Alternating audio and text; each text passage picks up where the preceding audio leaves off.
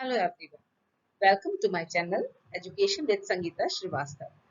आज हम BEd second year के gender school and society paper से theories on gender identity and education को यहाँ पर डिस्कस कर रहे हैं। तो इसमें सबसे पहले पार्ट 1 जिसमें कि क्या कंटेंट है हम देखते हैं आगे कि इसमें जेंडर की 4 थ्योरीज हैं जिसमें कि socialization theory of gender identity है, gender difference theory of gender identity और स्ट्रक्चरल थ्योरी और डीकंस्ट्रक्शन थ्योरी।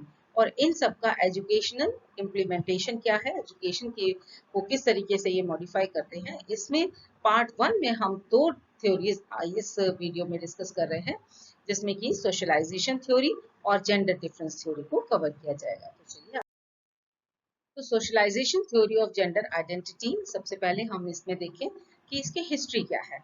तो हिस्ट्री में देखिए, इस थ्योरी ने ये आइडेंटिफाई किया कि पहले माना जाता था कि गर्ल्स को जो फीमेल हैं वो किसी भी प्लेटफॉर्म पे बेटर नहीं करती कुछ सब्जेक्ट में, जैसे कि मैथमेटिक्स, साइंस और ये सब मस्कुलिन सब्जेक्ट्स या पुल्लिंग विषय के रूप में जाने जाने लगे।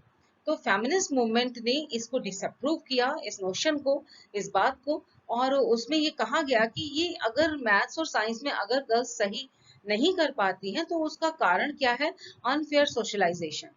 तो सोशलाइजेशन जो है यानी दोषपूर्ण जो समाजीकरण है, that is responsible factor for such type of difference.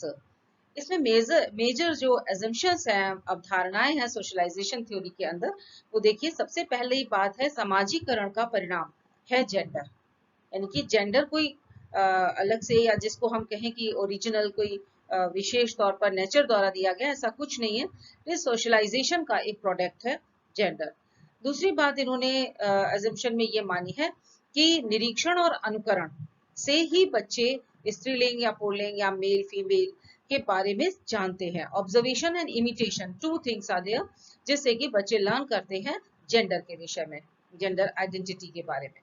तीसरी बात इन्होंने ये अजम्पशन रखी कि children learn their identity by internalization social gender norms. सामाजिक जो मानक हैं उनको वो अंतःकरण अपने अंतर तक ले जाते हैं और उससे जेंडर आइडेंटिटी को जानते हैं, सीखते हैं। और दूसरी नेक्स्ट जो इन्होंने धारणा रखी वो ये थी, कंफर्मिटी टू जेंडर स्टीरियोटाइप, यानी घरेलू कार्यों के द्वारा जेंडर की आधारित जो रूढ़िवादिता है, अपेक्षाएं हैं, रूल एक्सपेक्टेशंस, वो सब भी घरेलू जो कार्य हैं उनके माध्यम से वो कंफर्म हो जाते हैं और बच्चे उनको सीखते हैं। एक और बहुत महत्वपूर्ण बात है कि चाइल्डहुड में जो जेंडर बिहेवियर सीख लिया जाता है, जो कि एक रिलेटिवली स्टेबल सोशल और कल्चरल फोर्स है and follow through out the life. जो बचपन में सीख लिया है वो जीवन पर्यंत चलता रहता है। So these are the basic assumptions behind gender identity according to this socialization theory. Socialization theory basically 3 social theories पर आधारित है बिहेवियर की डेवलपमेंट की। सबसे पहली जो बिहेवियरल डेवलपमेंट की थ्योरी है वो है सोशल लर्निंग थ्योरी, यानी कि सामाजिक अधिगम सिद्धांत।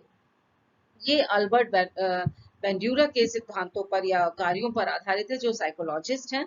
और उन्होंने कहा it defined as learning in term of stimulus and response. Learning कैसे होती है, उद्दीपन और अनुक्रिया के रिजल्ट से। So according to this perspective, अगर हम इस सिनेरियो को देखें तो children are reinforced positive and negatively, positively भी नेगेटिवली भी, for gender appropriate and inappropriate behaviour.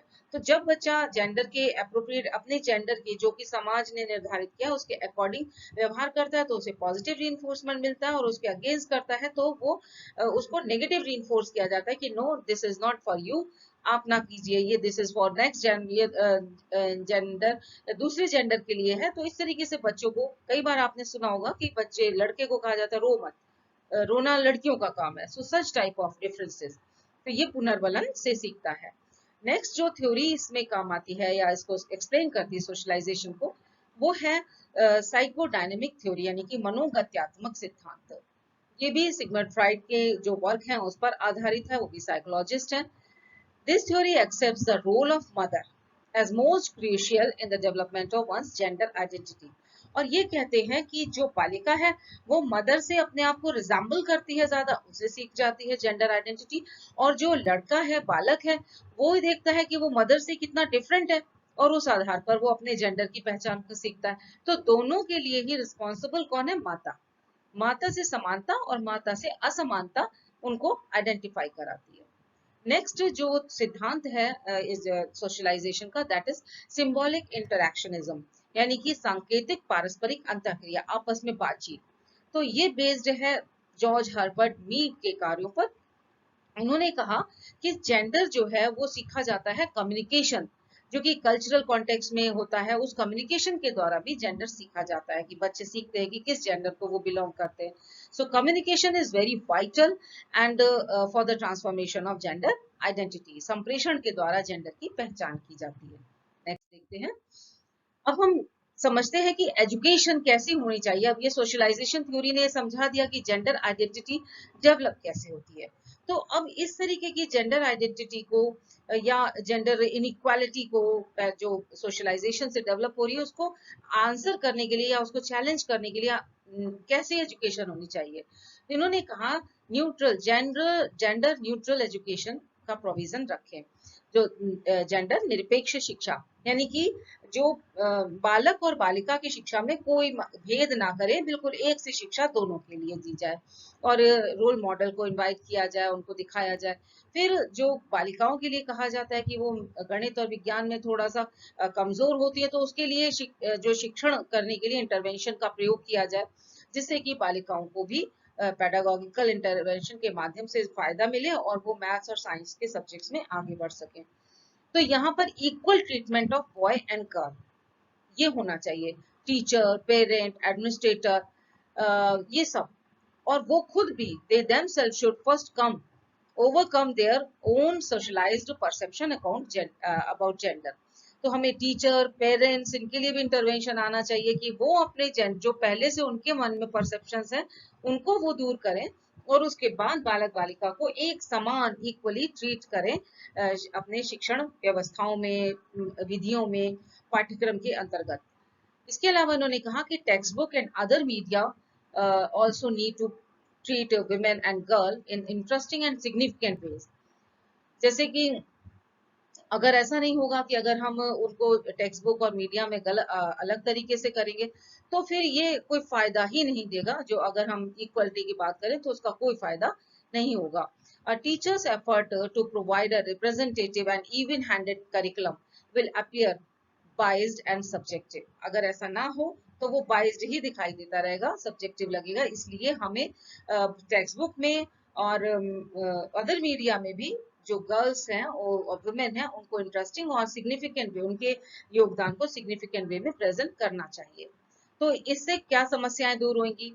देखिए, बहुत सारी जो अन्य बाधाएं आती हैं बालिकाओं के या आगे बढ़ने के लिए, शिक्षा में अवरोधन आ जाता है, उसको दूर किया जा सकता है।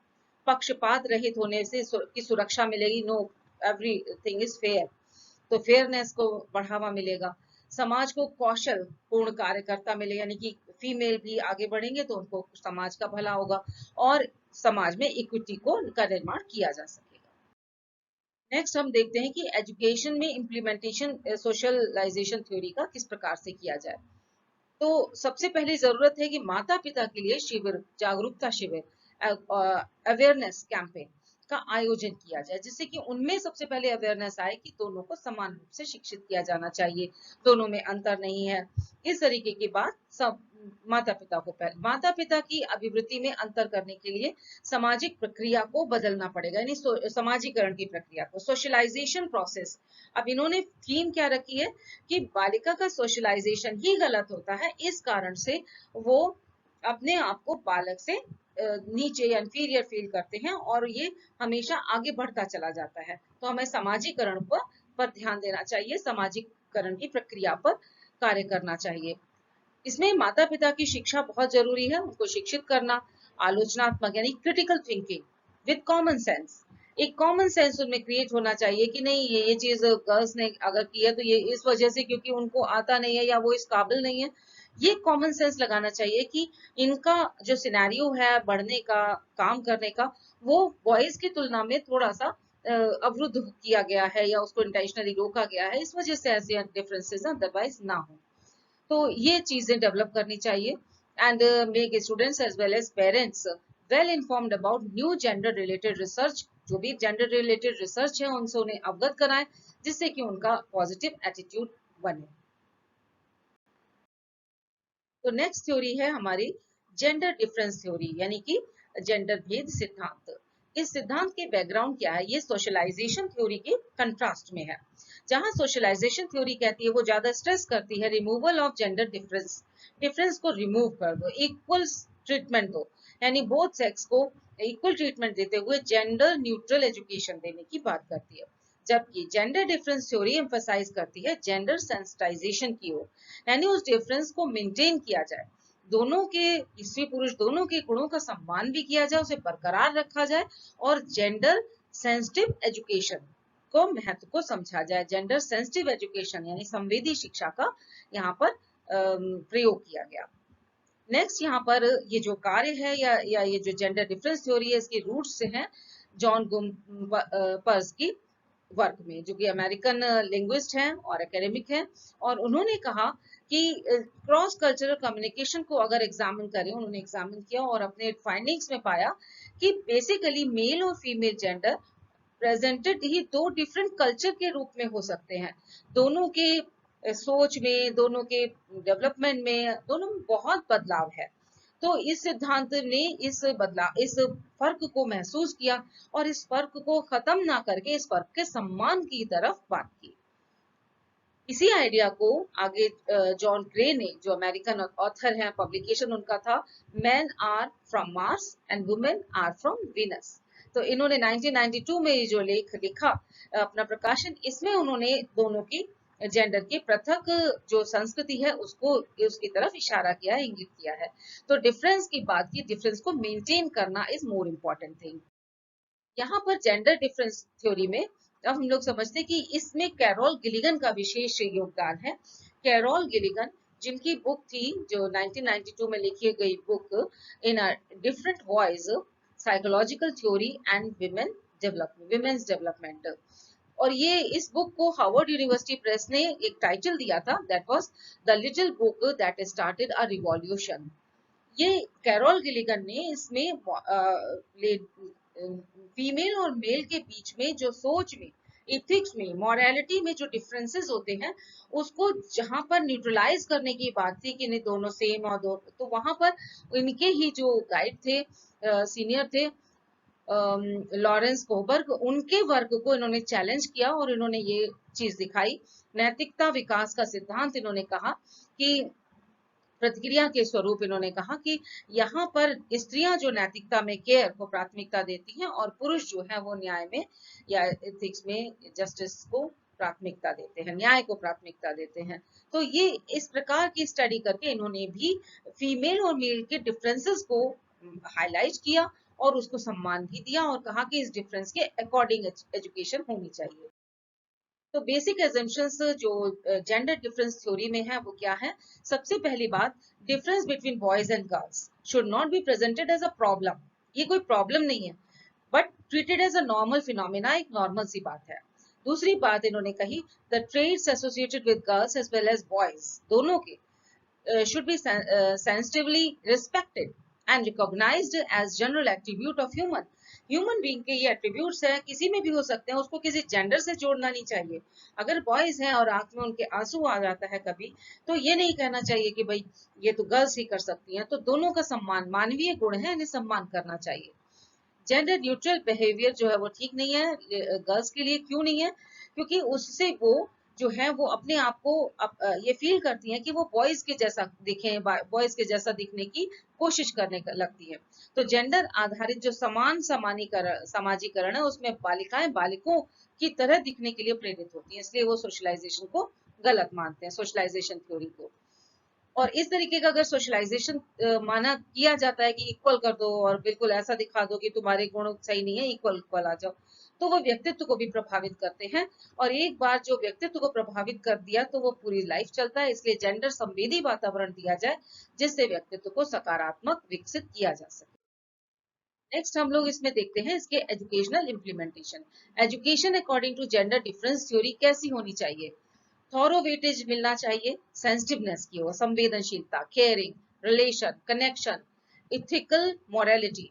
इथिकल मोरालिटी जो कि गर्ल्स की, जो कैरल गिलिगन ने भी दिखाया, इथिकल मोरालिटी फीमेल की पहचान है, जिससे कि बॉयज भी इसमें वाइडर एटीट्यूड को अपना सके और इन ट्रेड्स को के लिए, और फीमेल भी ज्यादा अपने ट्रेड्स के लिए कॉन्फिडेंट हो सके कि these are not inferior traits, बल्कि इनके साथ में सम्मान के साथ में जिए। और दूसरी बात शिक्षा में, to develop appropriate understanding among boys and girls through sensitive education. तो जेंडर संवेदी शिक्षा के माध्यम से उनको उनमें समझ पैदा की जाए इन दोनों चीजों की। और अगर हम एजुकेशनल इम्प्लीकेशंस देखें तो हम देखते हैं कि सेमिनार, वर्कशॉप टीचर्स और पेरेंट्स दोनों के लिए ऑर्गेनाइज किए जाएं, पेरेंट्स को रोल मॉडल प्रेजेंट किए जाएं, बॉयज और गर्ल्स दोनों को एनकरेज किया जाए कि वो एक दूसरे की समझ रखें, समझें एक दूसरे को, और sensitive boys should not B criticised. ये सब रेफरेंसेस इसके साथ में। Thank you for watching. अच्छा लगे तो लाइक कीजिए, सब्सक्राइब कीजिए, शेयर कीजिए और अगले पार्ट को जरूर देखिए। Thank you.